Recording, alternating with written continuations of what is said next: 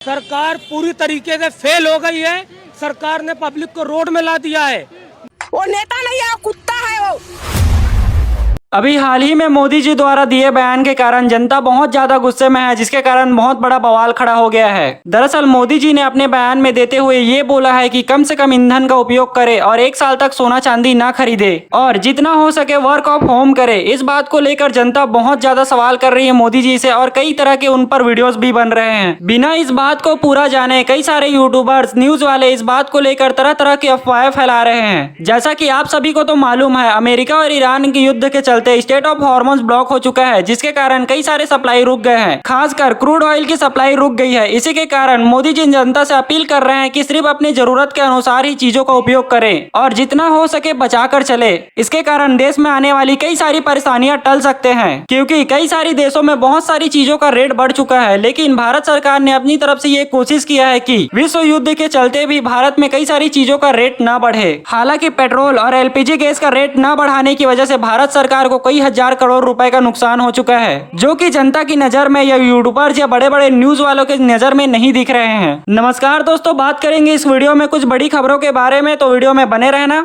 Iran के प्रधानमंत्री बेंजामी ने एक हाल ही में इंटरव्यू में ये साफ कहा है कि ईरान के साथ जंग अभी भी खत्म नहीं हुई है। उन्होंने कहा कि इजराइल तब तक चैन से नहीं बैठेगा जब तक ईरान के न्यूक्लियर प्रोग्राम को पूरी तरह खत्म नहीं कर देगा। एक तरफ हॉर्मुज बंद होने से पूरी दुनिया में हाहाकार मचा हुआ है। भारत के प्रधानमंत्री नरेंद्र मोदी ने भी इस संकट की घड़ी में पूरे देश को एकजुट होकर चलने के लिए अपील की है। वहीं पूरे देश में मंडरा रहा है एक और बड़ा संकट। इस बारे में चेतावनी समुद्र की तरफ से आई है, जो बता रही है कि अल नीनो के चलते आने वाले 5 महीनों देश के लिए बेहद कठिनाई हो सकती है। भारत में बढ़ती गर्मी के बीच आप सभी ने देखा कि कई जगह तेज बारिश या तूफान आने की संभावनाएं सामने आ रही हैं। इसी को देखते हुए रिपोर्ट के अनुसार पता चला है कि अगले 5 महीने तक बड़ी संकट आने की संभावनाएं सामने आ रही हैं। बंगाल के नए मुख्यमंत्री शुवेंदु अधिकारी ने सोमवार को राज्य सचिवालय न्यायालय सभागार में नवनिर्वाचन भाजपा विधायकों के साथ भी एक महत्वपूर्ण बैठक की है। सूत्रों के अनुसार इस आंतरिक बैठक के शुवेंदु ने कहा कि राज्य के विकास के लिए हमें विपक्षी विधायकों के साथ मिलकर कार्य करना होगा। नरेंद्र मोदी ने स्कूल और कॉलेजों को ध्यान में रखते हुए अपनी बयान में ये बोला कि मैं स्कूल वालों से ये आग्रह करूंगा कि वे फिलहाल ऑनलाइन कक्षाओं की व्यवस्था को प्राथमिकता दें। यह बात प्रधानमंत्री नरेंद्र मोदी ने पश्चिम एशिया संकट के बीच सोमवार को गुजरात में कही।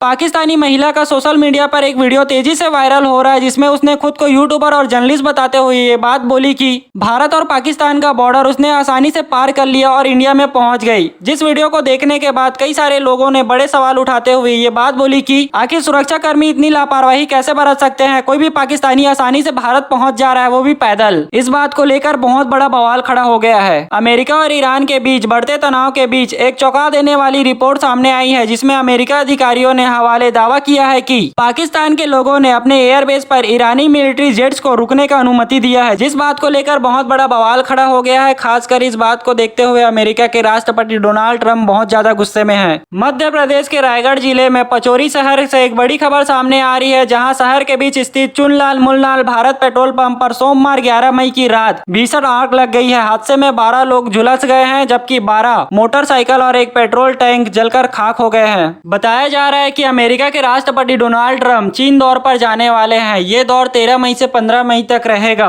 उन्होंने अपने सोशल मीडिया पर चीन की तारीफ करते हुए कई सारी बातें बोली, लेकिन आखिरकार सवाल ये उठ रहा है कि आखिर डोनाल्ड ट्रंप चीन क्यों जा रहे हैं। ईरान से युद्ध के दौरान क्या डोनाल्ड ट्रंप चीन से मिलकर कोई बड़ी साजिश रचने वाले हैं। आपकी जानकारी के लिए बता दूं कि चीन का 80% ऑयल ईरान से चीन जाता है। इसका मतलब ये तो साफ हो गया है कि ईरान का एक बड़ा सपोर्टर चीन है, क्योंकि चीन को ईरान से 80% ऑयल मिलता है। इसका मतलब ये तो साफ हो गया है कि ईरान का सपोर्टर चीन है। इसी बात को लेकर डोनाल्ड ट्रंप के मन में कहीं ना कहीं डर बैठ गया है कि चीन उनके विपक्ष में ना आ जाए। शायद इसी बात को लेकर डोनाल्ड ट्रंप चीन के प्रधानमंत्री के सामने कई सारी बातें रखेंगे। इसी के कारण वो चीन जा रहे हैं। दिल्ली में मौसम को लेकर खबर सामने आई है, जिसमें बताया जा रहा है कि अगले 48 घंटे तक बारिश होने की संभावना देखी जा रही है। यानी कि कल 13 मई को भी दिल्ली में बारिश होने की आशंकाएं बताई जा रही हैं, जिसके कारण लोगों को बड़ी राहत मिलेगी, टेम्परेचर में गिरावट देखने को मिलेगी। बताया जा रहा है यूके में तख्ता पलट होने वाला है। 70 से ज्यादा सांसदों ने पीएम से इस्तीफा देने की मांग की है। ऐसा इसलिए हुआ क्योंकि लोकल और रीजनल चुनाव के रिलेवेंट पार्टी की बड़ी हार का सामना करना पड़ रहा है, जिससे सरकार के अंदर लीडरशिप का संकट और भी गहरा बढ़ गया है। दबाव और ज्यादा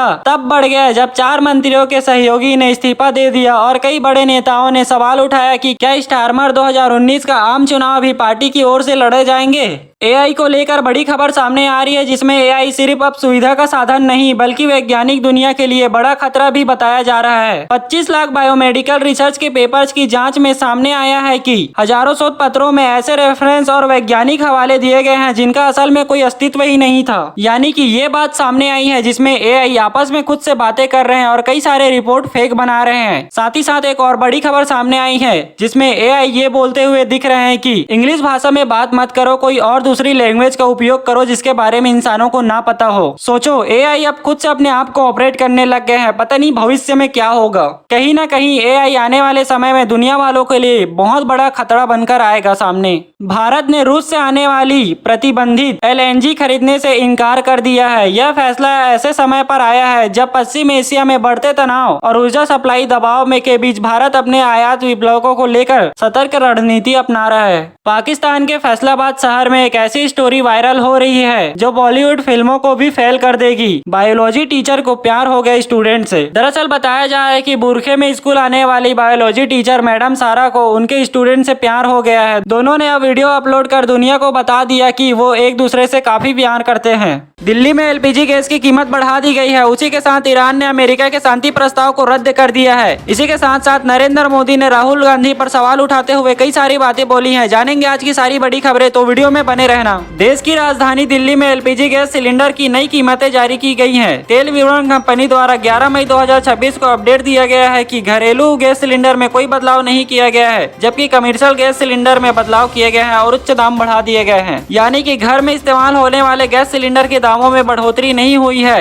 इसी के साथ साथ होटल रेस्टोरेंट में जो गैस सिलेंडर इस्तेमाल किए जाते हैं उनके दामों में बढ़ोतरी कर दी गई है। मिडिल ईस्ट में जारी भीषण संघर्ष को रोकने की कोशिश को बड़ा झटका लगा है। अमेरिका के राष्ट्रपति डोनाल्ड ट्रंप ने ईरान के सामने शांति प्रस्ताव रखा, लेकिन ईरान ने साफ मना कर दिया है। ट्रंप ने अपना बयान देते हुए ये बोला कि उन्होंने ईरान के सामने शांति प्रस्ताव रखा, लेकिन ईरान वालों ने साफ इसके लिए मना कर दिया, जिसके कारण ट्रंप को बहुत ज्यादा गुस्सा आया और वो बोलते हुए नजर आ रहे हैं उन्होंने हमारे महान देश का मजाक उड़ाया है, लेकिन इसके लिए सख्त से सख्त कार्यवाही और इसका जवाब दिया जाएगा। इंडियन आर्मी की तरफ से बांग्लादेश के 2 तस्करों को गोली मार मौत के घाट उतार दिया गया है। बीएसएफ और बॉर्डर गार्ड्स बांग्लादेश के अधिकारियों की उपस्थिति में कमला सागर बीओपी के मध्य से शवों को उनके स्वजन को सौंप दिया गया है। एक बार फिर असम के सीएम चुने गए हैं हिमंत बिस्वा शर्मा। बताया जा रहा है कि 12 मई को लेंगे शपथ। इसी के साथ शपथ समारोह में पीएम मोदी भी होंगे शामिल। असम के राज्यपाल लक्ष्य प्रसाद आचार्य ने रविवार को हिमंत बिस्वा शर्मा को असम का मुख्यमंत्री नियुक्त किया है। इसमें राज्य में लगातार तीसरी बार राज्य सरकार बनने का रास्ता साफ हो गया है। विधायक दल का नेता चुने जाने के बाद शर्मा ने राज्य नेताओं के साथ लोकसभा में जाकर राज्यपाल आचार्य मुलाकात की सरकार बनाने का औपचारिक दावा पेश किया। भारत में आधार कार्ड को बच्चे के लिए महत्वपूर्ण दस्तावेज माना जाता है, जिसे विशेष रूप से बाल आधार कहा जाता है। चलिए देखते हैं आधार कार्ड से जुड़ी कुछ महत्वपूर्ण बातें जो आपके लिए जानना जरूरी है। हर बच्चे को अपनी आधार कार्ड जानकारी को सही वैलिड रखने के लिए खास उम्र की पड़ावों पर 2 जरूरी बायोमेट्रिक अपडेट पूरी करनी होंगी। पहला अपडेट किया जाएगा 5 साल की उम्र में। ये अपडेट पक्का करते हैं कि बच्चे की बायोमेट्रिक डेटा जैसे कि उंगली के निशान और आंखें की पुतलियों को स्कैन जैसे जैसे बड़ा होता है ठीक रिकॉर्ड होते रहते हैं। दूसरा अपडेट किया जाता है 5 से 10 साल बाद। यह पक्का करता है कि आधार कार्ड ऑथराइजेशन ठीक है कि नहीं, स्कूल में एडमिशन या सरकारी सेवाओं में आने वाली दिक्कतों को रोकता है, पहचान के रिकॉर्ड को सही रखता है, अप टू डेट रखता है। आधार कार्ड से रिलेटेड ये सारी अपडेट्स करानी जरूरी होती है, जिसके कारण भविष्य में आपको कोई दिक्कत या परेशानी नहीं होगी।